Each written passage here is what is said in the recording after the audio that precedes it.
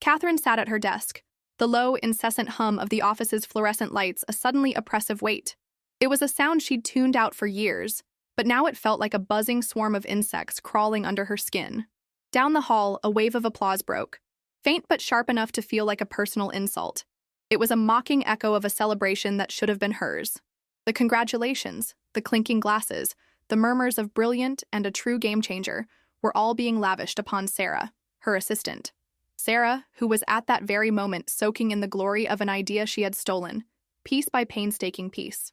The project was Catherine's baby. She had codenamed it Project Nova, a comprehensive, multi-layered marketing strategy designed to drag their company's aging brand into the modern era. It was more than a project. It was her masterpiece. For months, her life had been a chaotic collage of market research, demographic charts, and taglines scribbled on napkins at 3 a.m.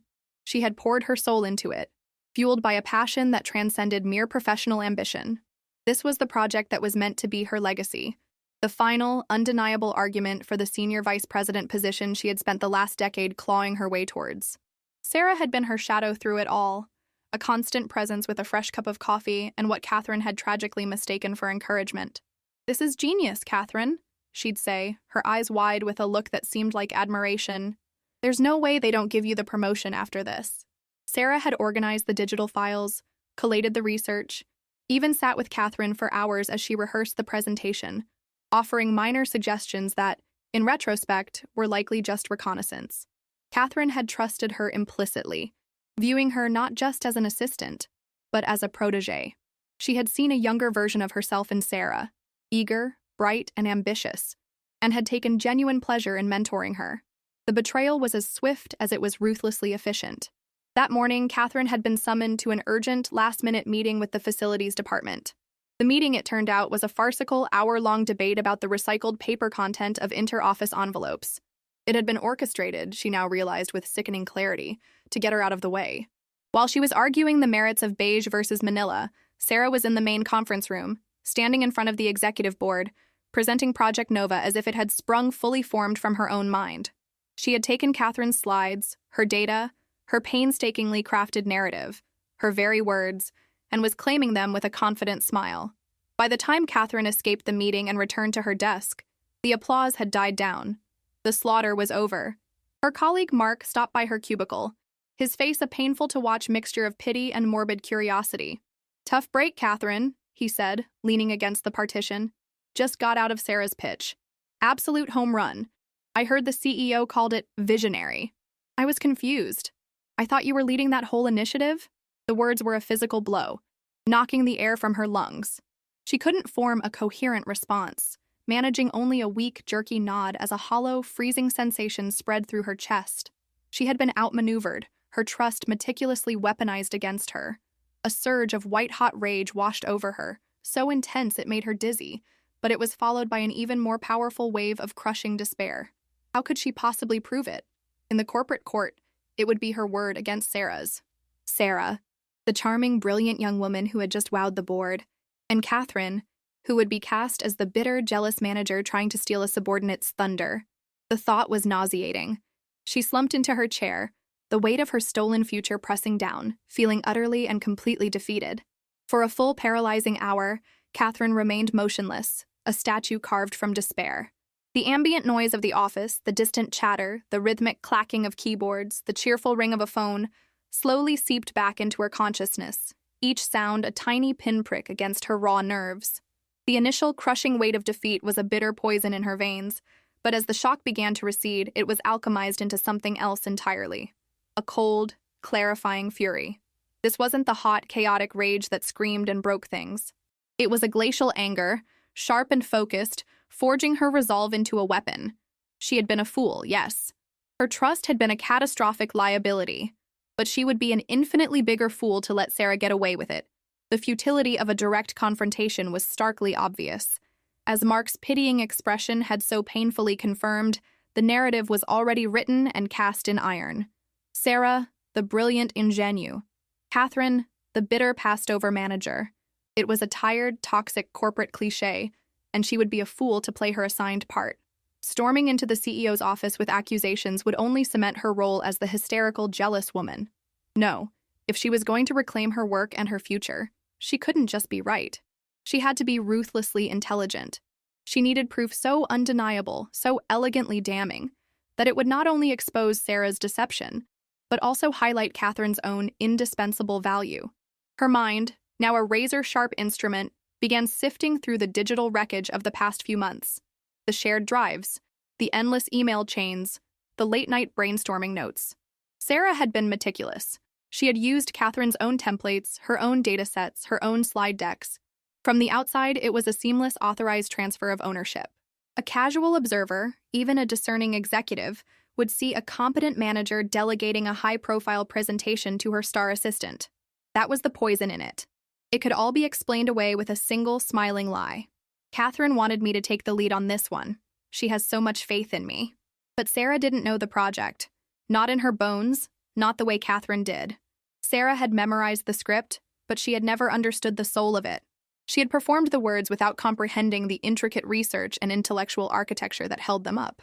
And then, it came to her. A single gleaming thread in a tapestry of deceit, a detail buried so deep in the project's financial appendices that it was practically invisible to the uninterested eye. Weeks ago, while running late-night market simulations, she had hit a wall. Her projections for the German market weren't aligning with the mainstream data.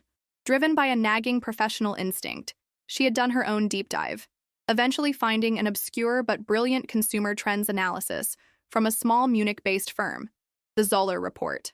The company's procurement system was a bureaucratic nightmare, so she had bought the expensive report with her own personal credit card and saved it to a private USB stick she kept in her purse. She had integrated its key counterintuitive findings into a single complex chart in the presentation's appendix. But, and this was the crucial part, she hadn't explicitly cited the Zoller report as the source. She had planned to elaborate on it verbally during the Q&A, a quiet flourish to demonstrate the true depth of her research. Had Sarah even looked at that appendix? Had she understood the complex data model in that one specific chart?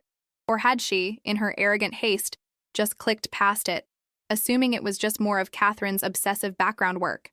The seed of an idea began to sprout, watered by her ice-cold fury. Sarah's greatest weakness was her hubris. She had stolen the car, but she had no idea how the engine was built. Catherine wouldn't expose the theft of the presentation. She would expose Sarah's crippling inability to execute the strategy she now claimed as her own. A slow, predatory smile, the first real expression she'd worn all afternoon, touched Catherine's lips. She would let Sarah have her victory lap. She would let her bask in the stolen sunlight. And then, with surgical precision, she would trigger the eclipse.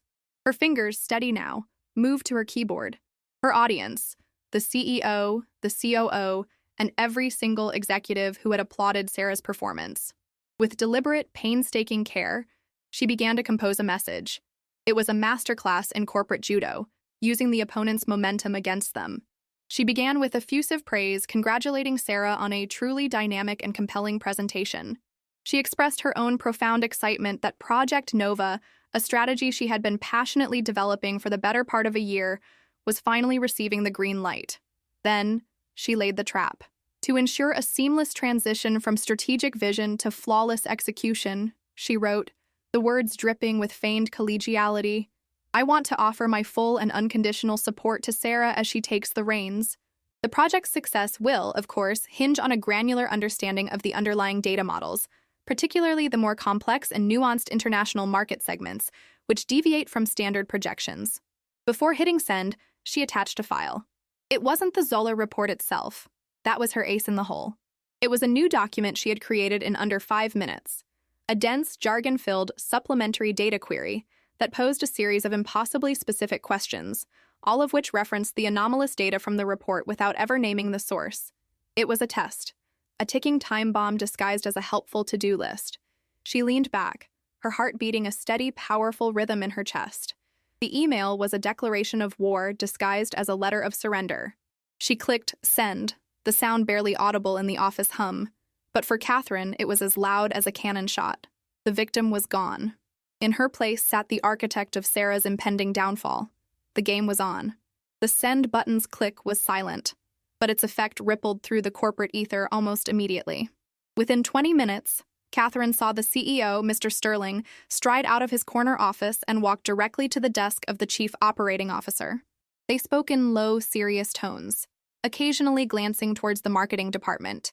The narrative had been disturbed. A question had been introduced into the tidy story of Sarah's triumph. Sarah, for her part, had been on a victory tour of the office, accepting congratulations with a practiced, modest smile.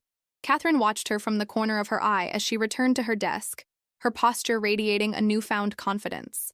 She saw the notification for Catherine's email pop up on Sarah's screen. At first, Sarah's expression was one of smug satisfaction, no doubt interpreting the email as a white flag of surrender. She clicked it open, a triumphant little smile playing on her lips.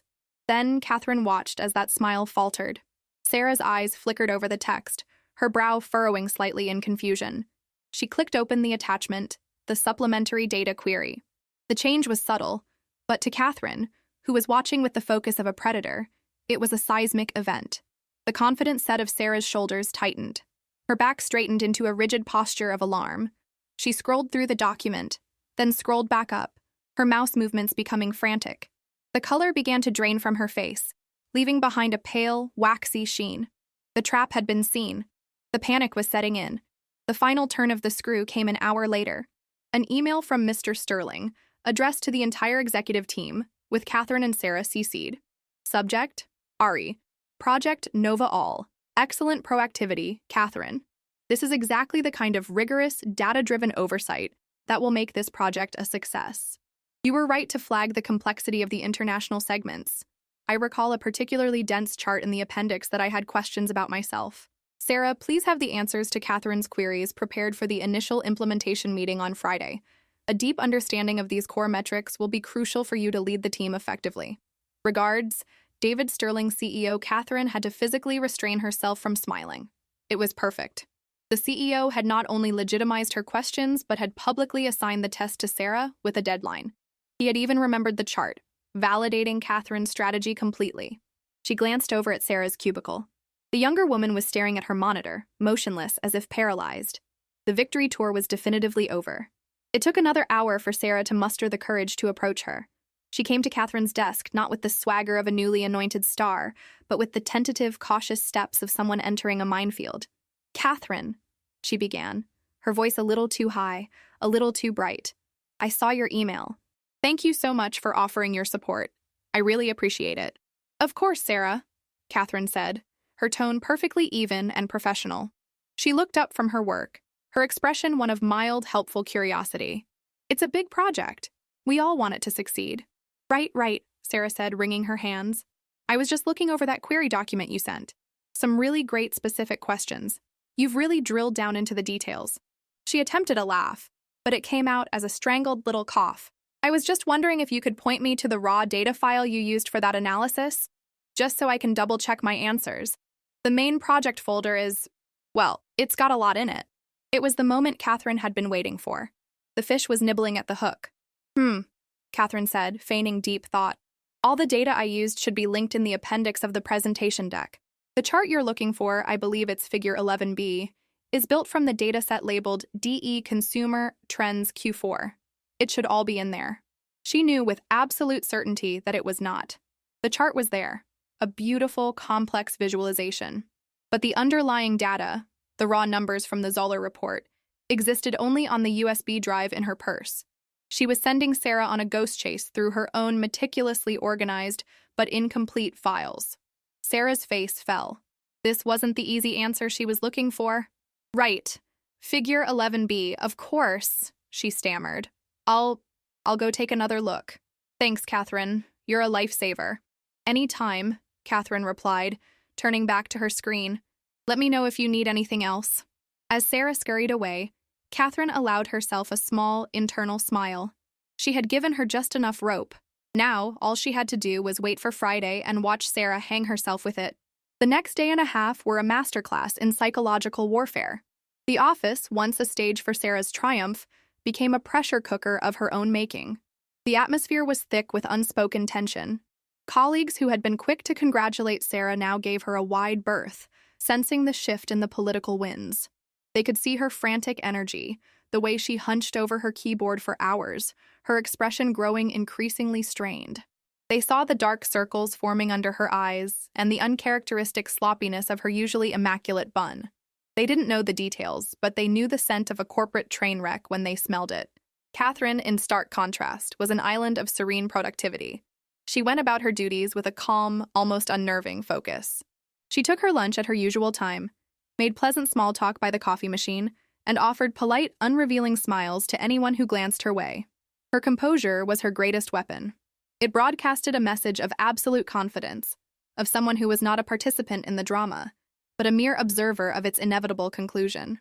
On Thursday afternoon, Sarah made her final, desperate move. She caught Catherine as she was refilling her water bottle, attempting a casual, friendly tone that was completely undermined by the tremor in her voice. "Hey, Catherine," she said, her smile stretched thin and brittle. "Sorry to bug you again. I must be having a massive brain fart, but I just cannot reconcile the numbers in Figure 11b with any of the data sets in the DE Consumer Trends Q4 folder. It's so weird. I was thinking, did you maybe use an older version or have a separate file on your local drive? Sometimes the server sync can be a bit glitchy." This was it, the last plea before the storm. Catherine turned to face her, her expression one of mild professional concern. "That is strange, Sarah," she said, her voice smooth as glass. "I built that chart directly from the approved network files. I'm meticulous about that. You know how important data integrity is." She paused, letting the implication hang in the air. If you're truly unable to find the corresponding data on the server, that's a serious issue. It might suggest a file corruption problem. You should probably file a ticket with the IT data management team. They can run a diagnostic, though it might take a day or two for them to get to it. Sarah's face fell. The suggestion was both perfectly reasonable and utterly useless. A ticket with IT would never be resolved by the Friday morning meeting. It was a bureaucratic dead end, and both of them knew it. Catherine had checkmated her with a corporate policy manual. "Right," Sarah whispered, her gaze falling to the floor. "IT. Good idea. I'll do that." She turned and walked back to her desk, her shoulders slumped in defeat. Friday morning arrived, crisp and clear. Catherine chose her outfit with the care of a general preparing for a decisive battle. A sharp navy blue blazer, a simple silk shell, and tailored trousers. She looked powerful, composed, and utterly in control. Before she left her apartment, she took the small silver USB drive from her purse and slipped it into her leather portfolio. It felt heavy, like a medal she had yet to be awarded. She walked into the executive conference room at 8:55 a.m. The senior leadership team was already assembled around the polished mahogany table, sipping coffee and speaking in low tones. Mr. Sterling sat at the head of the table, his expression stern and impatient. Sarah was already there, huddled in a chair on the far side of the room, looking pale and sleep-deprived. She clutched a tablet to her chest like a shield, refusing to make eye contact with anyone. Catherine took a seat directly across from her, placing her portfolio on the table with a quiet, deliberate thud. She gave a brief, polite nod to Mr. Sterling, who nodded back curtly. The small talk died down as the clock on the wall ticked over to 9 a.m. The air crackled with anticipation. Mr. Sterling cleared his throat, the sound echoing in the silent room. "Good morning," he began, his gaze sweeping across the table before landing, with laser-like intensity, on Sarah. "Thank you all for being here. Let's get straight to it. Sarah, as per my email, you've had time to review Catherine's data queries for Project Nova. Please walk us through your findings."